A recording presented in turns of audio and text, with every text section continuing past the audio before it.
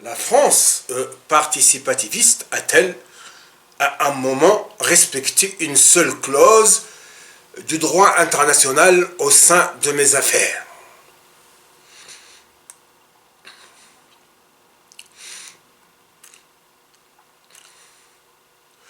Durant des décennies de séjour artificiellement sur-infernalisé en France, on y a procédé méticuleusement et sans un brin de pause à la pulvérisation absolue du moindre de mes droits.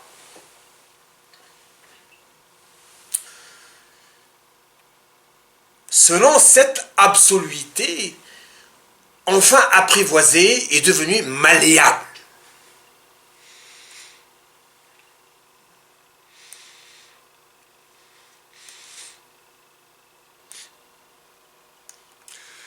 Mes affaires associées à l'analyse redéfinitionniste, donc à l'analyse fondée sur la scientifisation poussée, à un degré brigand, l'absoluité relative. Le relatif absolu étant un relatif à lui-même, donc à quasiment rien du tout. Mes affaires révèlent que le droit international, comme toute prothèse multifinalisante SBC, est l'invention primaire de l'appareil sauvegardiste, du TS et d'une catégorie SBC particulièrement manipulatrice, consciente des dangers du discours et de l'affirmation du vrai credo, et qui redoute certaines sanctions sans les redouter,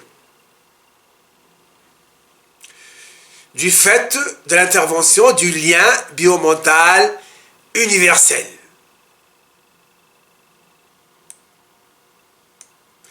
Mais qui surtout s'attache, donc cette catégorie s'attache à soigner une réputation relativement rémunératrice et où tout le danger vient de l'exploitation propagandiste et négative de cette réputation par l'ennemi relatif, qui d'ailleurs, s'il était un ennemi absolu, il n'aurait pu survivre du fait de la forclusion du facteur auto-inter-comparatif.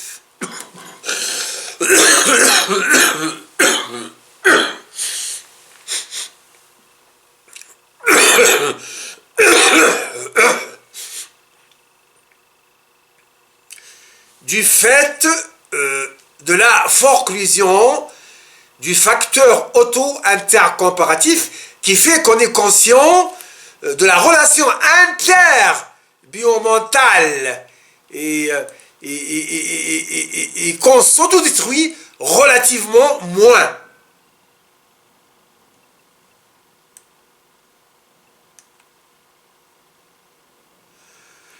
Sachant que dans le monde de la SBC, donc celui de la non-différenciation identitaire, il n'existe ni ennemi réel, ni profil positif basal, mais les composantes d'un authentique uni-organisme régi par des lois relationnelles bien définies.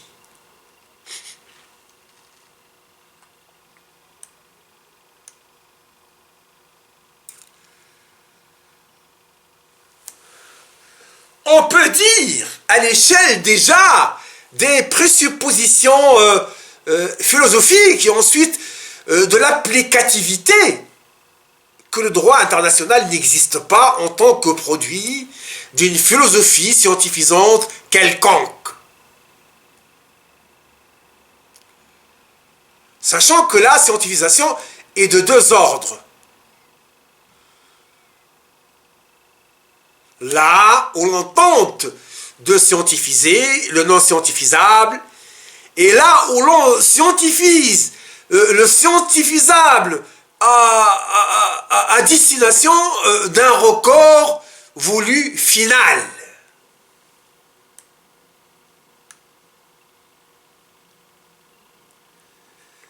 Toutefois, ce droit international existe en tant que dispositif sécuritaire, délirant, antidéfinissant les phénomènes et les profils réels, et s'évertuant à monopoliser arbitrairement le répertoire véridisant selon des postures psychorigidistes où le facteur analytico-rationnel est balayé par des attitudes transcendantalisant le factice, comme il est typique au sein des modes religieux et religionnants où des systèmes entiers sont mis en place pour prémunir un factice central,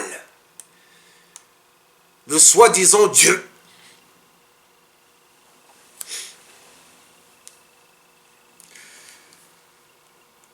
Le soi-disant Dieu, dès lors, transcendantalisé dans l'espoir aussi de le faire échapper à la critique et à la contestation.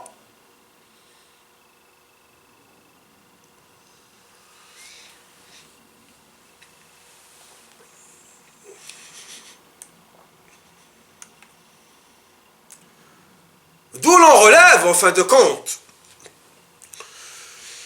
que la transcendantalisation du non transcendantal cache chez la SBC une volonté de tricher avec les degrés de la qualité.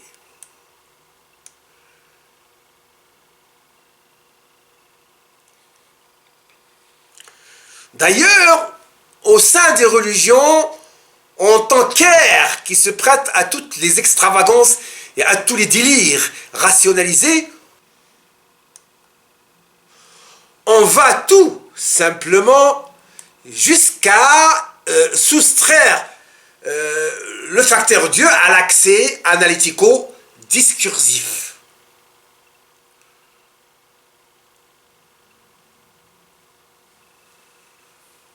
Donc, on le pose comme incompatible avec les outils expressifs et analytiques émanant d'un cerveau humain aux prises ininterrompues avec les deux formes de vide.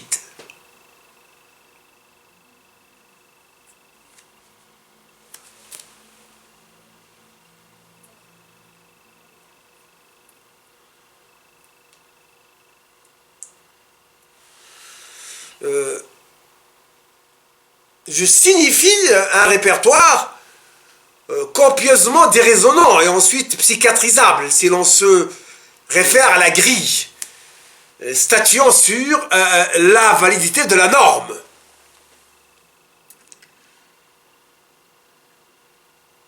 Puisqu'ici la norme de ce droit se limite au statut de normisation forcée, et mes affaires comme coefficient indiciel monopolisateur de l'indicialité ne l'attestent que trop.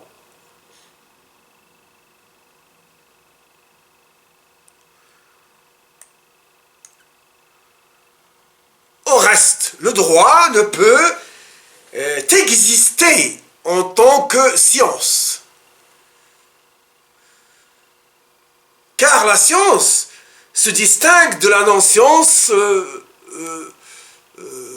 aussi par sa capacité de résister indéfiniment à la critique, surtout celle scientifique et précisément celle du droit. Et ceci par sa capacité de ne pas cautionner l'État, le système, la culture et l'organisation SBC, bien entendu.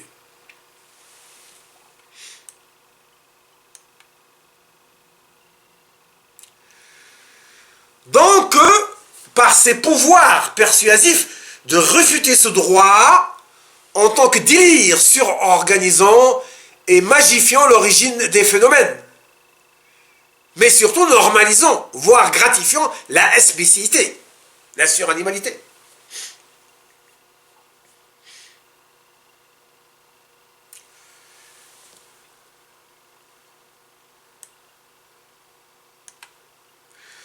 Disons que ce droit a été forcé d'exister en tant qu'anti-science. Et ceci dans le but de finaliser et de superviser le déroulement historique d'un système universel de tricherie et d'imposture imposée comme norme irréductible.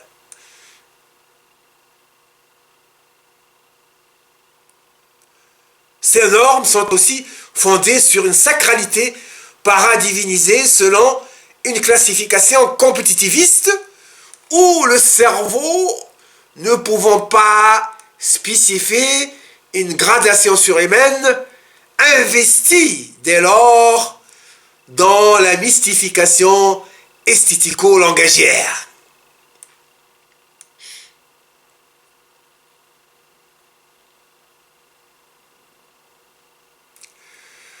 Dans tous les cas, l'anti-science reste une phrase à laquelle la science doit beaucoup, du fait de lui avoir servi et continue de lui servir d'antithèse catalyseuse, tractrice, et en somme rethéoricienne. Sachant que la théorie finale est fondée sur la rethéorie.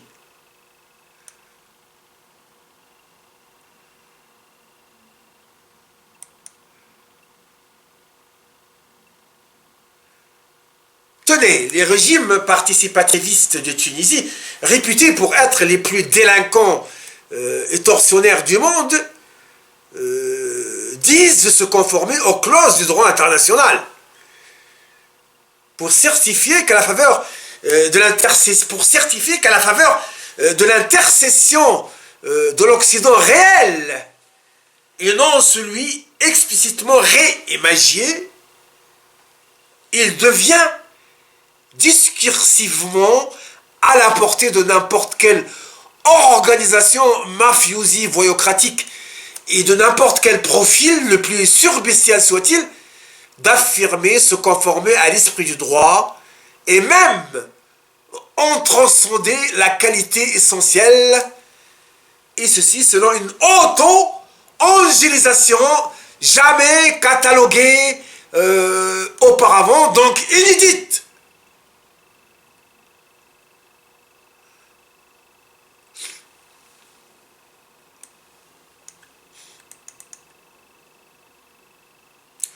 Déjà, sur le plan du présupposé, ce droit ne s'appuie sur nulle philosophie réelle et même partiellement scientifisable. D'où la prévalence du facteur antidéfinitionnel du profil SBC, déjà, et ensuite des autres phénomènes psychosociaux, etc., etc.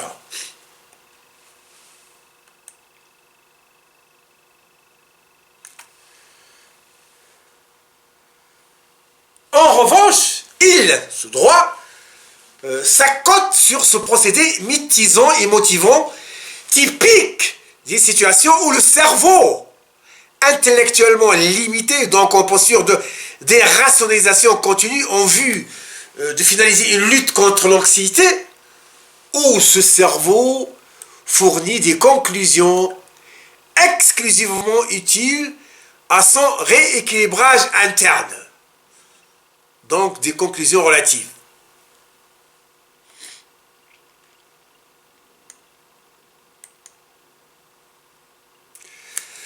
Entre nous, la protection de la superstition organisée, donc des cultures pathogènes, donc forcément religieuses, du fascisme étatique et massif, de la criminalité participativiste, et le travail historico-programmatique pour finaliser un reprofil re-robotisé, marqué par une rupture radicale avec les donnes scientifiques. Tous ces paramètres s'inscrivent, tous ces donnes, en frontispice de ce pseudo-droit.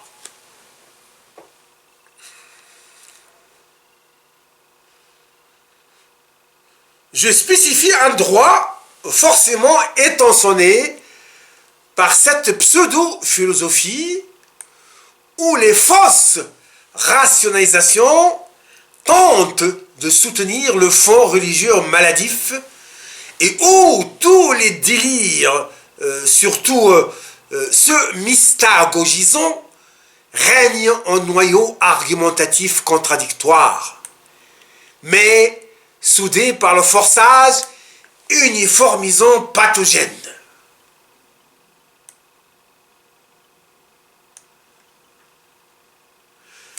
Sachant que sous la pression de trois facteurs coalisés, la terreur vidique et anxiogénisante, le désir impérieux de cadrage, le refus du rationnel hyper stressant, etc., le cerveau fait du forçage contradictoire une ultime solution, et à force et avec le temps, il s'habitue à la contradictionnisation illogique, puisqu'il existe des formes de contradiction logique. Et ce cerveau construit des sociétés et des contenus sur des erreurs de fond,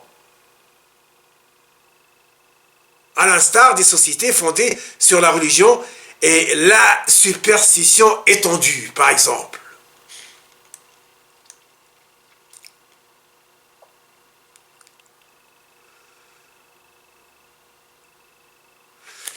Nul n'ignore, par exemple, que la France, à contresens de ses prétentions rationalisantes et bruyamment trompetées, reste, entre autres, une capitale mondiale du charlatanisme organisé, si professionnellement sustenté par les soi-disant sciences occultes, astrologie en tête.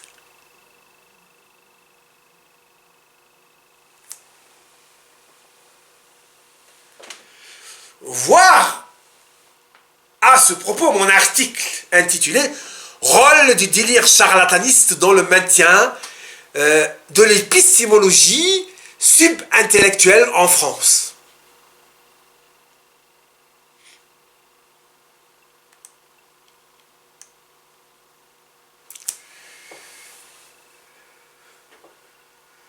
Insérer pour exemple que le cerveau sain, donc celui radicalement désbécisé, rejette naturellement l'idée d'un Dieu qui ne peut rationnellement exister en tant qu'élément sensitivo intellectuellement intégrable à la biomentalité structurelle.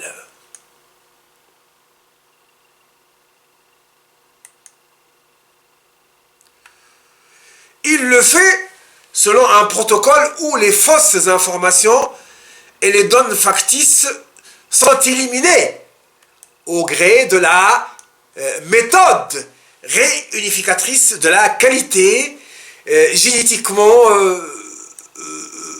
uniforme. Génétiquement uniforme.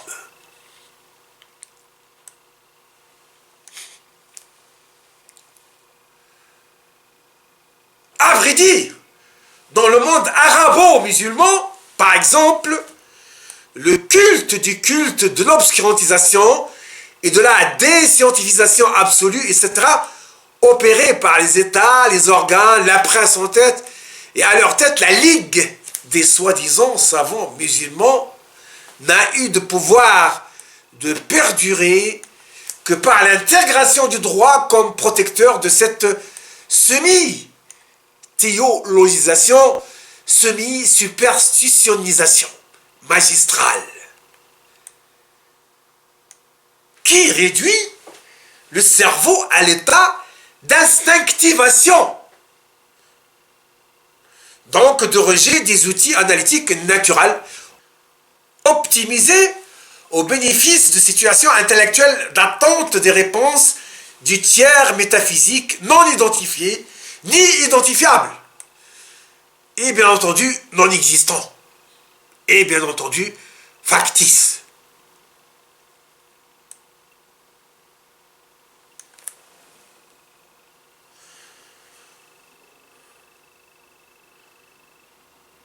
Ainsi, en réinventant un néo-homme et en renforçant à outrance sa spécificité du fait de l'usage intensif de techniques bien définies, et en instaurant une société fondée sur l'auto-inter-pathologisation hyper normisée, le droit ambiant, qui est bien entendu un faux droit, s'affirme comme le promoteur sans rival du mal socialisé.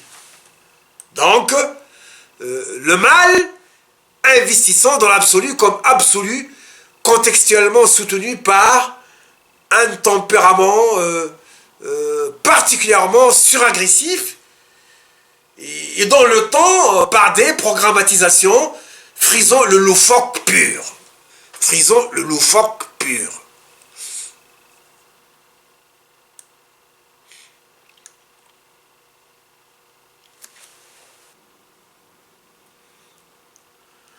Ainsi, ce droit n'existe ni en tant que science, ni en tant qu'essence applicable et appliquée comme mes affaires le prouvent si irréfutablement.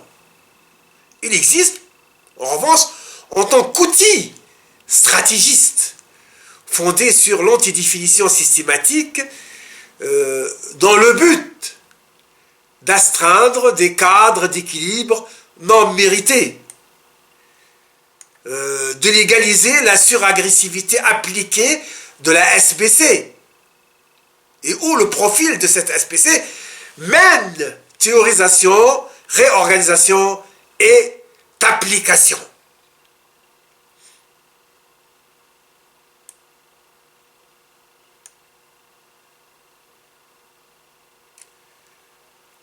En tout cas, la SBC ne peut, de par sa structure, qu'être une SBC en posture d'hyper-SBCisation, et ceci suivant la règle de l'auto-inter-développementalisation organico-qualitative.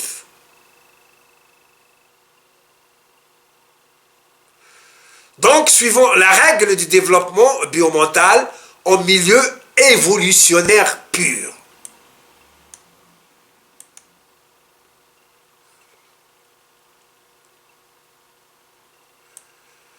D'autre part, et par la force des choses, comme mes affaires l'attestent, ce droit est asservi exclusivement au processus de surcadrage et d'ascensionnalisation suractivée de l'Occident et de ses affidés, ses mouchards, et prothèses servilistes. Donc ces affidés, ces mouchards et ces prothèses servilistes.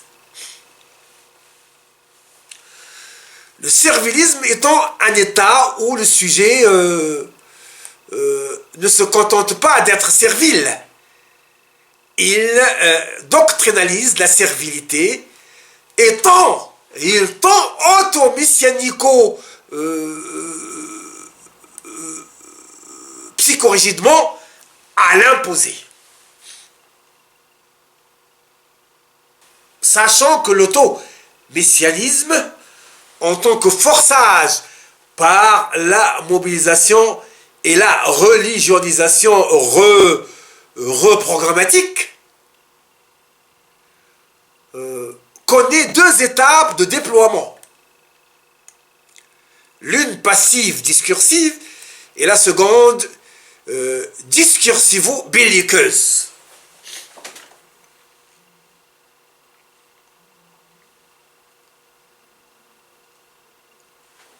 En tout cas, cette dernière reste gérée par l'aspect décisiviste perforateur propre à l'appareil sauvegardiste.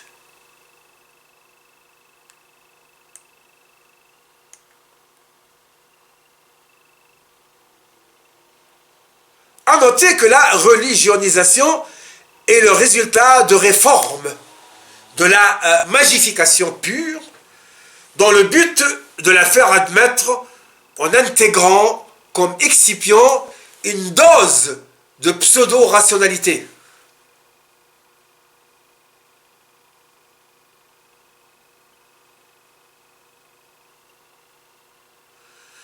sachant que la pseudo-rationalité utilisée par les religions est mixte, en ce qu'elle se fonde sur une rationalisation sensitive astreinte et une dérationalisation de l'apport dialectique, et ceci dans le but d'en faire une néo-rationalité.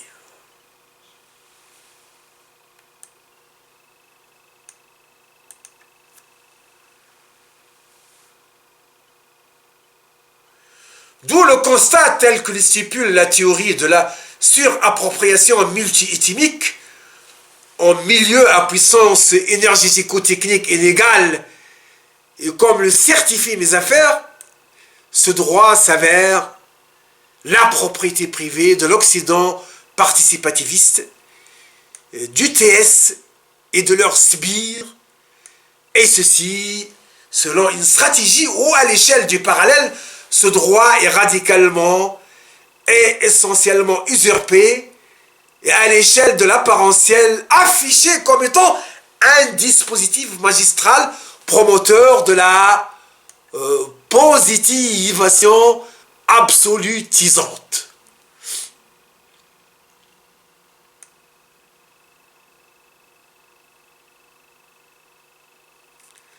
À tel point qu'il apparaît comme le fait d'une surhypostase des plus nantis en divinité et dépourvu de dualité, à même de l'abaisser au niveau des marasmes de la comparativité.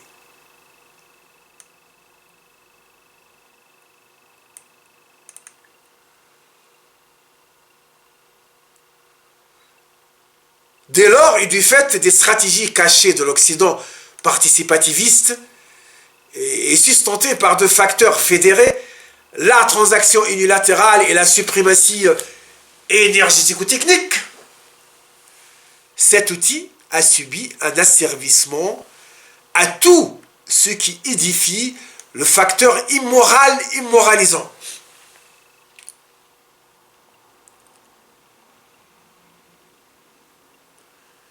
D'où la fortune inégalable de la notion de complot généralisé tel qu'il m'a visé, et comme indice notant le niveau le plus élevé et le plus centralisant de la notion de criminalité.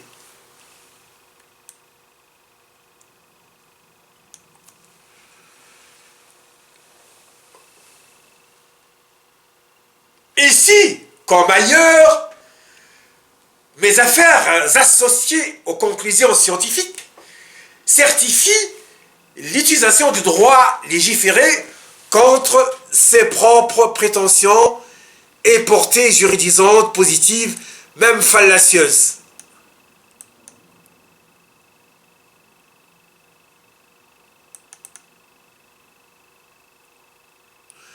À vrai dire, la bourgeoisie, comme les États participativistes hyper délinquants, à l'instar de ceux impliqués dans mes affaires, ainsi que toutes les organisations ambiantes,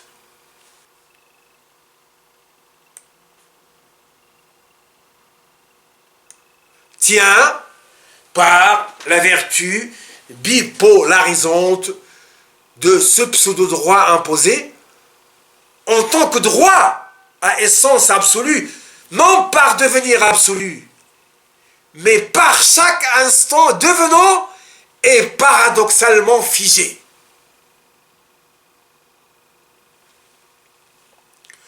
D'où le constat que la notion de devenir, essentiel qualitatif du droit, n'existe qu'en tant que notion atemporelle.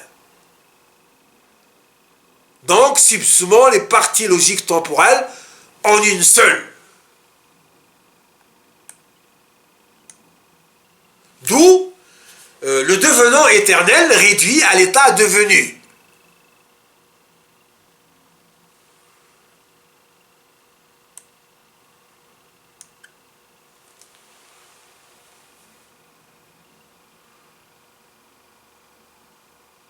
Du droit international comme certifié par mes affaires n'existe dès lors que pour ses propriétés exclusives qu'il utilise selon la règle de l'insertion d'un robot personnel reprogrammé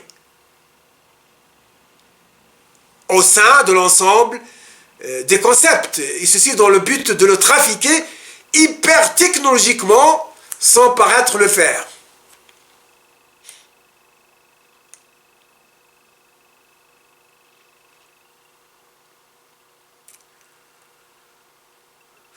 Par ailleurs, mon expérience personnelle avec les organes de l'ONU, les avocats, les tribunaux, les soi-disant organes des droits de l'homme, les organes de soins à la presse, etc., certifient l'automaticité extra-manipulée de ce droit.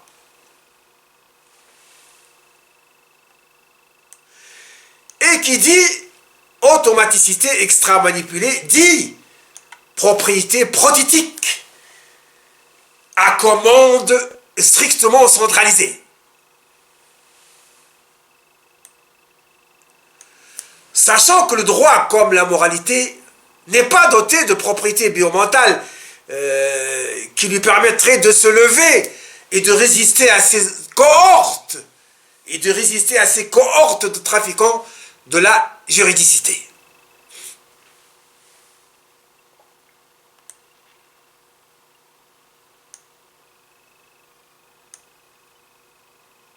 En outre, quel sens aurait pu s'investir un droit dans une dimension où des masses fascistes d'un pays s'affirmant en police politique, en milice massive parallèle et monopolisant logiquement la majorité écrasante des crimes au détriment de l'État lui-même, et ceci comme révélé par mes affaires.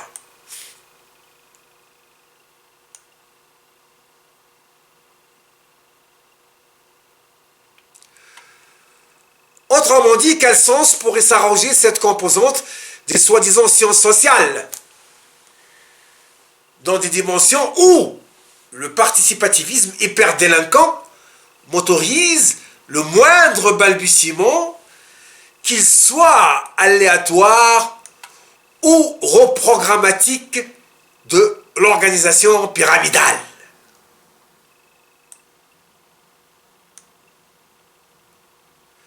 Il va sans dire que j'ai vécu en France durant des décennies le noyau de l'enfer participativement attisé sous supervision tunisienne, sans que ce droit ni ses dépositaires n'amorcent le moindre stylet interruptif du processus en question.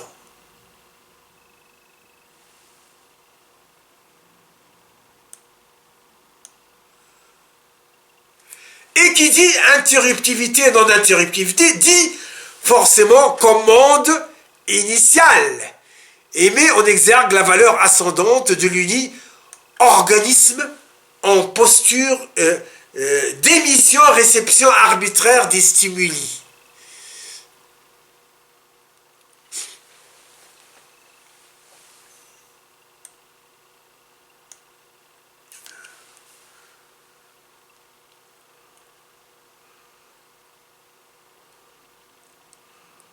En tout cas, le redéfinitionnisme propose l'abolition du droit international et du droit en général aux côtés de la religion, de l'État, du système, etc., comme organi doté d'une dynamique réorganisatrice faisant essentiellement appel à des sources génétiques ascendantes.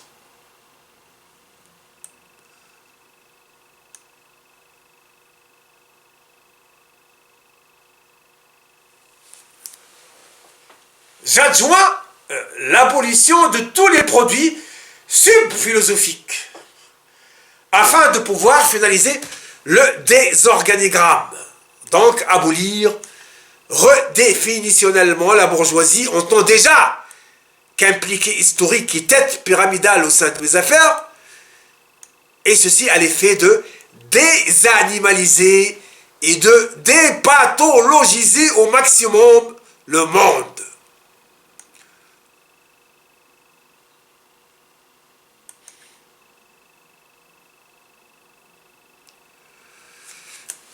Je spécifie surtout la SBCIT en tant que fléau multifactorialisant et assumant les trois facteurs du noyau suragressiviste ou suranimalisant. Deux points. La qualité intrinsèque de noyau où l'on note un développement technique absolutisant, l'effectif amplificateur de la dynamique destructive, pulsionaliste, et enfin la structure pyramidale adaptée.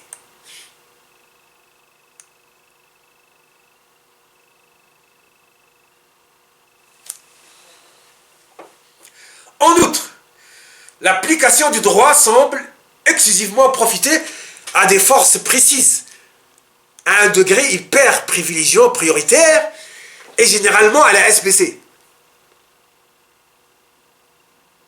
qui en est d'ailleurs la détractrice la plus acharnée,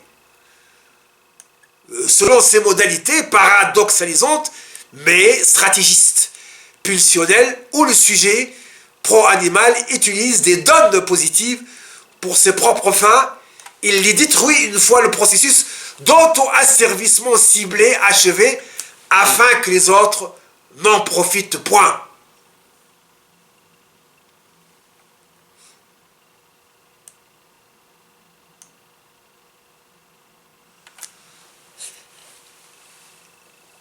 De plus, la SBC est le soutien radicalisant de la bourgeoisie et du fascisme dynamique, suivant ces phases non résolutives, où c'est la structure inabrogeable qui émane et restructure à l'intérieur et hors de la structure.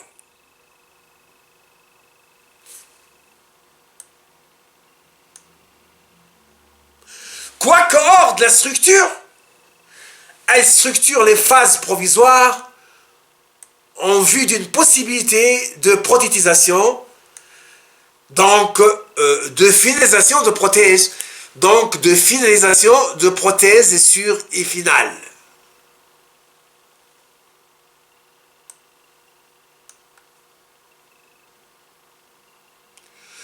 D'où la forclusion de tout refrénement et tout désistement dicté par les notions d'identification positive.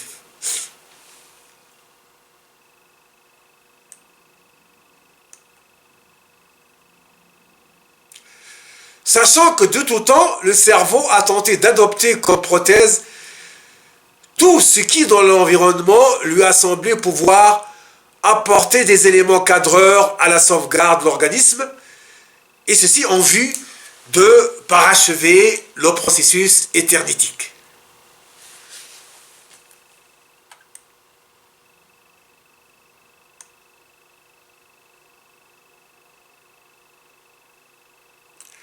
Au surplus, et à une échelle réparatrice des préjudices, d'ailleurs irréparables, sous le régime abolitionniste redéfinitionnel de la bourgeoisie, les coupables historiquement impliqués contre moi, ceux tunisiens et leurs protecteurs en pointe, seront plus aisément arrêtés et jugés hors influence connivente.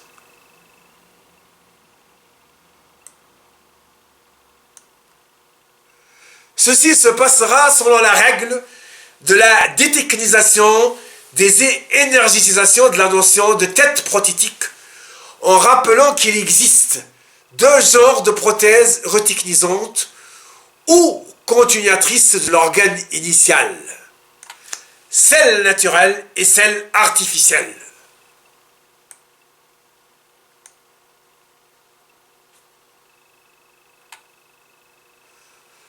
Toutefois, toutes les deux subissant les stimulations du noyau.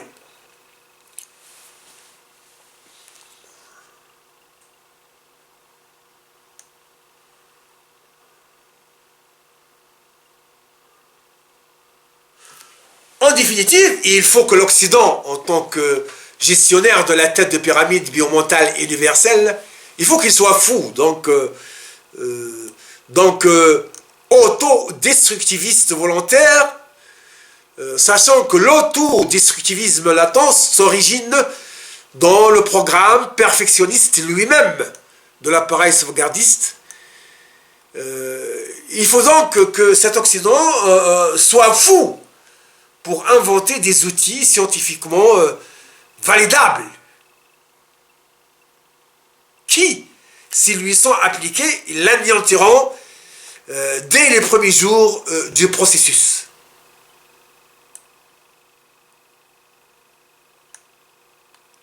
Lui, dont le casier effectif est si chargé, le profil, si lui-même, du fait de maints facteurs, de tant de facteurs, dont la structure SBC a ajouté un lot impressionnant d'acquis en matière de suragressivisation évoluée des modes.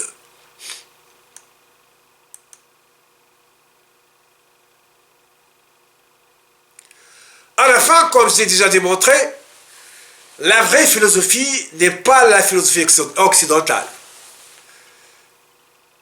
La vraie philosophie n'est pas la philosophie occidentale, quoiqu'il existe des philosophes occidentaux validables par l'apport constructif. Ni celle orientale, ni celle extrême orientale, ni celle de la pseudo-gauche, ni de la droite, ni celle de l'effusion désorganisée de la SBC en crise, de tentative de déespécisation pharisaïque, ni de nulle part.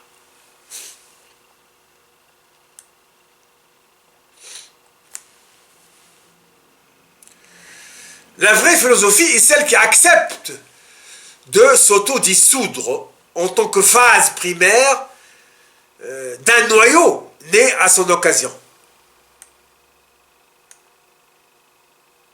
Donc, en tant qu'introduction à ce qu'elle est censée être, pour faire de la science la seule et exclusive philosophie qui, de par sa scientificité briguant l'absoluté des modes, est à même de refilosopher la totalité.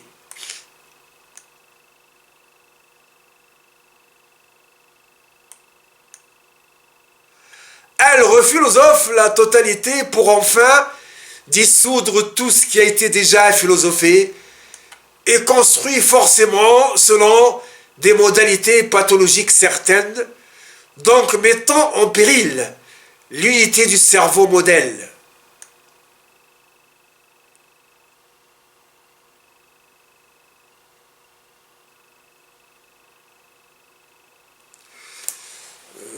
J'évoque une notion de cerveau modèle proscrite au sein de l'ambiance SBC. Alors que la norme lutte éperdument pour en faire l'exclusif cerveau du devenir final et de l'univers totalement pensé et intégré par l'accès à ce cerveau, par l'accès de ce cerveau à ses lois et son essence.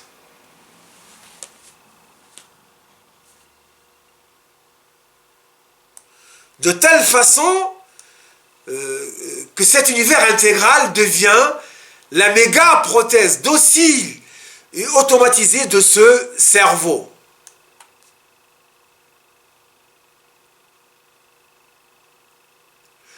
Cette philosophie doit commencer par affronter la spécificité et à une échelle où la pathologie fait des ravages, les cancers pseudo-culturels typiques.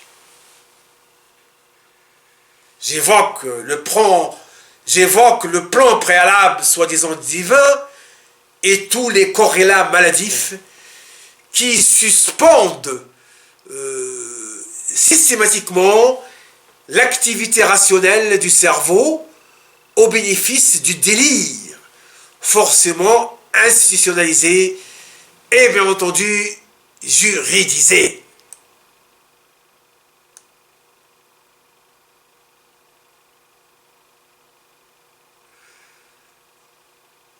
Sachant que les États livrent à l'institutionnalisation et à la juridisation débridée tous les avatars qu'ils entendent légalement, soi-disant parasacralisés, donc transcendantalisés, afin d'en faire des lois au-dessus des lois, puisque au-dessus de la faculté critique subversive. Sachant que nous pouvons être au-dessus des lois scientifiques que les lois artificielles et astreintes.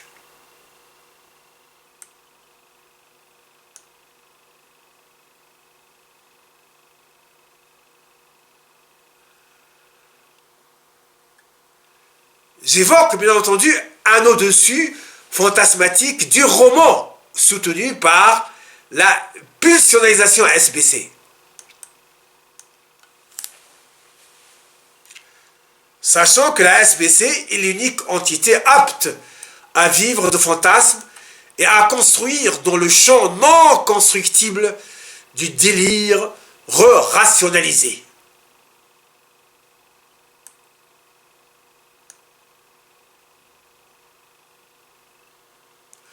À rappeler que dans le contexte de la lutte scientifique antifasciste, et comme mes affaires l'attestent si prolifiquement, la masse SBC s'avère l'anté-histoire, l'anté-philosophie, l'anté-science et l'anté-génie, donc forcément l'anti-norme, donc la détractrice génétique de cette norme en tant que norme, qui, sans être ni sacrée ni divinisable, est la norme d'un monde né du hasard et normalisé à la suite de ses tentatives de se stabiliser et de continuer au sein du produit immense d'un hasard que la vie tente d'en maîtriser les débords par l'adhésion à la normisation poussée.